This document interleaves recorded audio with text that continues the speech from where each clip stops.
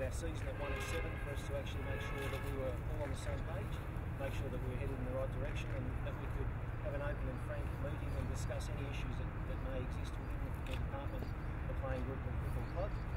We had that meeting this morning with the playing group, and as I said, Gary and Terry and myself, and we come out of that meeting knowing exactly where we're headed, knowing that we're all on the same page, and Terry Wallace continuing as a coach of our football team.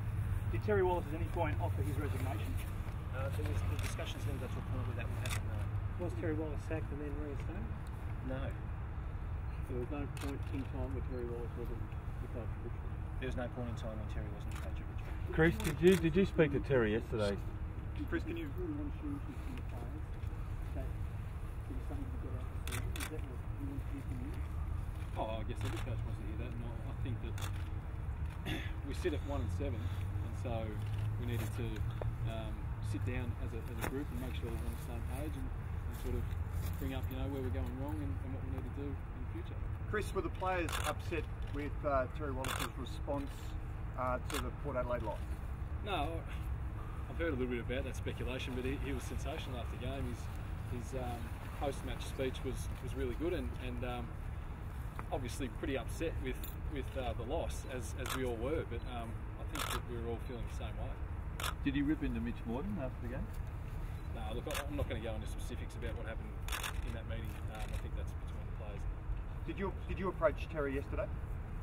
Yeah, I thought that we needed to sit down and I thought it was a good opportunity for the playing group and the coach to sit down and just plan out a few things and where we're going to go in the future. And I thought it was just a good opportunity to do it. We're sitting 1 and 7, as I said before.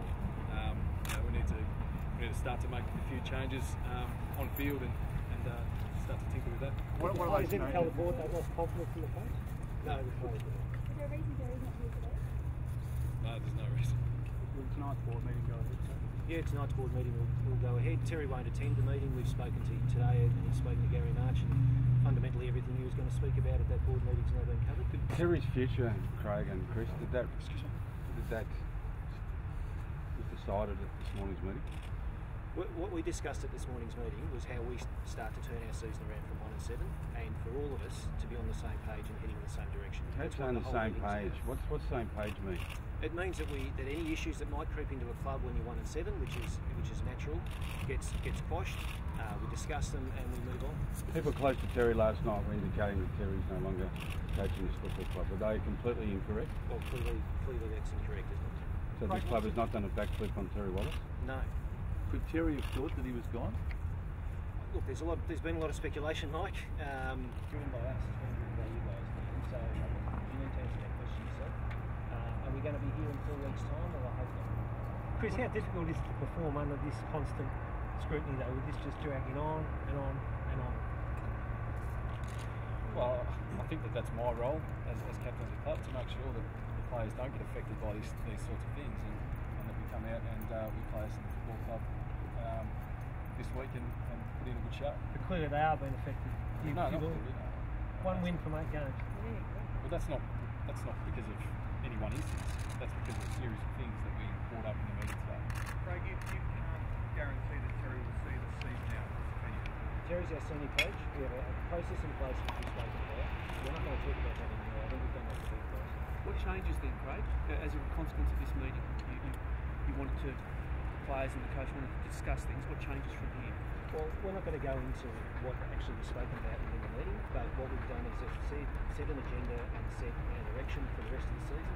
We're about trying to win games for our footy club, we're trying to win games for our members and our fans, and that's exactly what we're going to do from here on in. We're going to set the standard to where we need to be to win. What about trying to look to 210? No, not at this stage.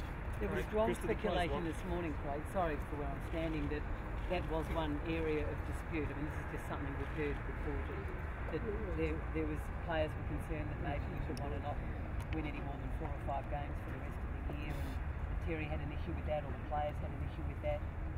Well, that wasn't raised as a specific issue, but I can assure everyone here that we are about winning football matches. Did you ask Terry to resign this morning? No, yesterday? Terry's future has not been discussed between you, the players, and himself in the last 24 hours. Not once has his future come up.